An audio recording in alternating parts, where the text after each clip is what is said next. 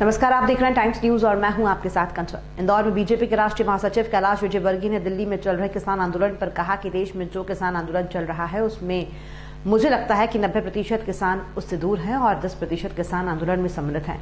बल्कि इस आंदोलन को जो ताकतें सपोर्ट कर रही हैं वो इस देश के लिए अलार्मी है। विदेश में किसान आंदोलन का समर्थन हो रहा है।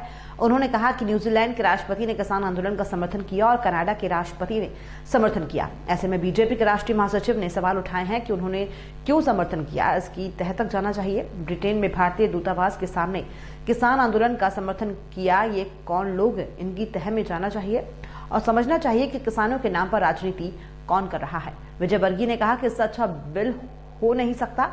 ये किसानों की समृद्धि का बिल है, उनकी आमदनी को दोगुना करने वाला बिल है। वहीं उन्होंने कांग्रेस को घेरते हुए कहा कि बिल के अंदर जो प्रावधान है उन्हें कांग्रेस ने अपने घोषणा पत्र में शामिल किया था, पर किसानों ने कांग्रेस पर विश्वास नहीं किया और मोदी जी ने उन सब प्रावधानों को लागू कर दिया तो कांग्रेस को लगता है कि उनके हाथ का हथियार भी छीन लिया है। उन्होंने कहा कि किसानों को बिल के बारे में सोचना चाहिए। वहीं कोरोना वैक्सीन को लेकर दिग्विजय सिंह द्वारा दिए गए हालिया बयान, जिसमें उन्होंने वैक्सीन को लेकर जनता को गिनीपिग नहीं बनाने की बात को पुरजोर तरीके से रखा था। इस मामले में विजयवर्गीय ने दिग्गी पर पलटवार कर कहा कि दिग्विजय सिंह डॉक्टर है ही नहीं और जहां ज्ञान नहीं उस बात पर टिप्पणी नहीं करनी चाहिए, इसलिए मैं भी कोई टिप्पणी नहीं करता हूं। विजयवर्गीय ने कहा कि दिग्विजय सिंह एक सीनियर लीडर है और मैं उनको सलाह देता हूं, आपको यदि इस बारे में अल्प ज्ञान है तो टिप्पणी ना करें। वहीं पश्चिम बंगाल के सिलीगुड़ी की घटना पर कैलाश विजयवर्गीय ने कहा कि बंगाल में लॉ एंड ऑर्डर खत्म हो गया है, वहां पुलिस और गुंडों का नेक्सस है जो वहां पर काम कर रहा है, इसलिए वहां अराजकता का वातावरण है, वहां सरकार को बने रहने का कोई अधिकार नहीं है और हमने राष्ट्रपति शासन लागू करने की मांग की है। जैसे दिग्विजय सिंह भी आए थे यहाँ पे समर्थन में, तो आप उसको लेकर क्या कहते हैं? देखिए, किसान आंदोलन जो देश के अंदर चल रहा है इसमें मुझे लगता है कि 90% किसान इससे दूर है। 10% किसान ही सिर्फ आंदोलन में सम्मिलित है।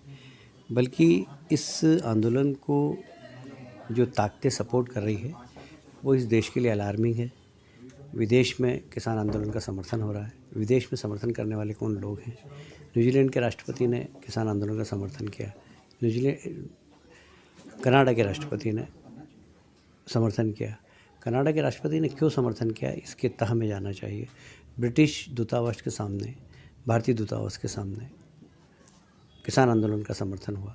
कौन लोग हैं, इसकी गहराई में जाना चाहिए और देश को सोचना चाहिए, समझना चाहिए। अलार्मिंग स्थिति है ये कि किसानों के नाम पर राजनीति कौन कर रहा है। क्या किसान आंदोलन को लेकर भ्रम फैलाया जा रहा है कांग्रेस द्वारा? मैं समझता हूँ कि इससे अच्छा बिल कोई हो नहीं सकता है। ये किसानों की समृद्धि का बिल है, ये गाँव की समृद्धि का बिल है, ये किसान की आमदनी दुगना करने वाला बिल है।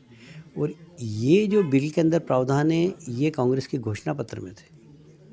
आश्चर्य की बात है, कांग्रेस ने अपने घोषणा पत्र में इन सब प्रावधानों के साथ वादा किया था किसानों से, पर किसानों ने कांग्रेस के ऊपर विश्वास नहीं किया और मोदी जी ने उन सब प्रावधान लागू कर दिए थे। इनको लगता है कि हमारे हाथ का हथियार छीन लिया और इसलिए भड़काने का काम कर रहे हैं। मैं समझता हूँ कि किसान भाइयों को भी इस बिल के बारे में सोचना चाहिए। जो आंदोलन कर रहे हैं उनको भी अपनी भूमिका के बारे में विचार करना चाहिए कि हम जिन लोगों का नेतृत्व कर रहे हैं उनके साथ न्याय करने के लिए।